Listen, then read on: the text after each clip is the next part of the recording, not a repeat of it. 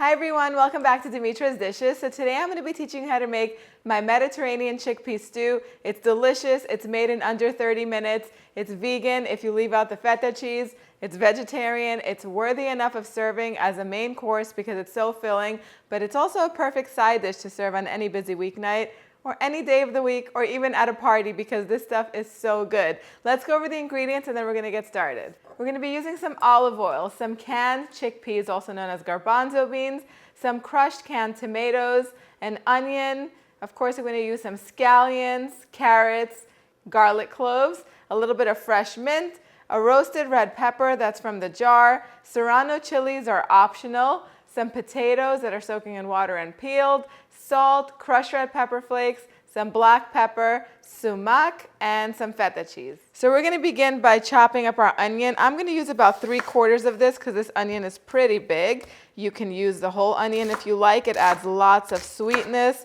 and flavor. So chop it up really small.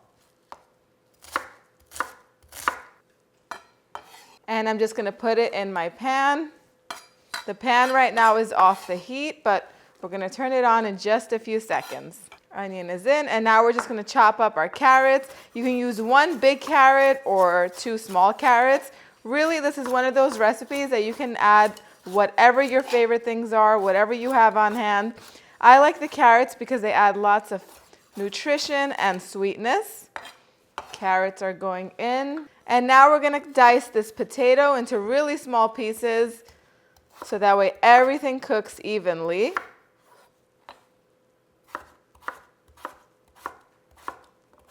In goes the second potato that we've diced. Now we're just going to turn the heat on, medium high would be fine. And I'm going to put about 1/4 cup of olive oil in here. And I'm also going to season them with a little bit of salt and some black pepper. And these are going to cook until everything is nice and golden. So after about 10 minutes, the vegetables should have softened a bit. And now we're just going to add the grated garlic in here. I have 3 small cloves, but you can put as much or as little as you'd like. And we're just going to fold this in and just warm it through because it's grated. You don't want to burn it. Don't heat it too long. There we go. Now we're going to add our canned chickpeas that have been rinsed. My canned crushed tomatoes. Now, of course, you can use any grated tomatoes or you can puree any canned tomatoes that you have on hand. We're also going to season this with some salt, some crushed red pepper flakes, which are totally optional, and this ground sumac, which is going to really deepen the flavor. It's going to add a nice little tangy kick to it. Mix it all up. I'm also going to put some freshly ground black pepper in here. And the jarred tomato, the roasted tomato that I've diced up as well. We're going to mix this all up and we're going to cook this for about 10 to 15 minutes or until the sauce reduces and thickens and everything is perfectly cooked. So after about 10 minutes, this should be ready. 10 to 15 minutes max is really all you need. As soon as the potatoes are fork tender, that's how you know this whole thing is ready. Go in there with a spoon and give it a taste and adjust the seasoning if needed. Let's see. It does need a little bit of salt, so I'm going to go in and put a little bit of salt in. So now we're just going to finally chop up these scallions because we're going to garnish it on the top. They're going to also add tons and tons of flavor. Go down to the white. The white you can save for some stock or put it in your compost pile. And then I'm going to add the scallions in here on top. And now I'm just going to finally chop up this mint for lots and lots of freshness.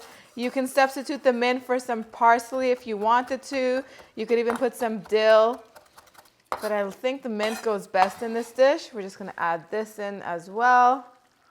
Beautiful. I'm just going to take this off the heat and just mix everything all together. And that's it. It's done. The last and final thing to do is to sprinkle some crumbled feta cheese on top. It's up to you if you want to put it in the whole serving pan or if you want to serve the feta cheese on the side and leave it up to your guests or your family, whoever you're serving this to add feta cheese to their dish if they like it or not. It just depends. It depends if you want to keep it vegan, leave the feta cheese out. One more thing you could do, you could sprinkle the feta cheese on top if you're using it and stick this under the broiler for a few seconds just until the feta cheese melts. and gets a little bit caramelized or a little bit, get some color on it. I also want to say that while you're cooking the whole thing, you want to keep it covered. I didn't say that before, but I want to make sure that you know that, so that way you don't have chickpea splatter and tomato splatter all over your stovetop. Cook it covered so that way you prevent making a mess. Now, the serrano chilies, if you like some spice in your life, go ahead and add them in. You could add them in right when you're putting the sauce in. That's going to make it very spicy. Or you can finely chop them and just garnish the top. It's totally up to you. I'm going to finely chop these and just garnish the top with it. Very thinly sliced. And I'm not going to put too much, just a little bit. That should be good enough. Time to serve this up in my bowl. So the best way to eat this is with some toasted bread. I have some rosemary bread here. You can also serve this over rice. Really, it's up to you. I'm going to sprinkle some feta cheese on top because you know I love me some feta cheese on pretty much everything. So I'm going to go in and have this without the bread because this is that good. Let me just take a taste. I can't.